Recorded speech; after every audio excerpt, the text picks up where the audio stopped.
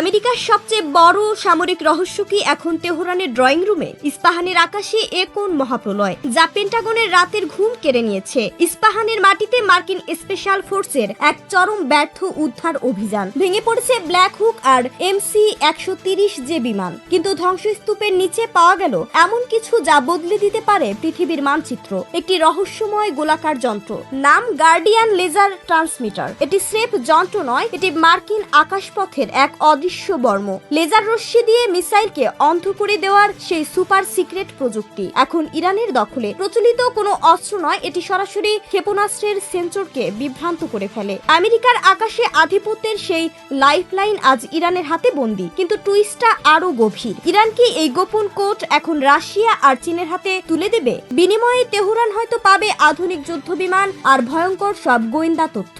বিশ্লেষকরা বলছেন এটি কেবল সামরিক জয় নয়, এটি আমেরিকার শ্রেষ্ঠত্বের কফিনের শেষ পেরেক। যে প্রযুক্তি দিয়ে দুনিয়া শাসন করত ওয়াশিংটন, আজ সেই প্রযুক্তির ব্যবচ্ছেদ চলছে ইরানের ল্যাবে। একতরফা মোড়লগিরির দিন কি তবে শেষ হতে চলল? ইস্পাহানের ধুলোয় আজ মিশে গেছে মার্কিন দম্ভ।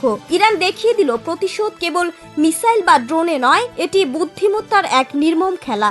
আমেরিকা আজ নিজের আয়নায় নিজেকে দেখছে, যেখানে শ্রেষ্ঠত্ব আজ প্রশ্নবিদ্ধ।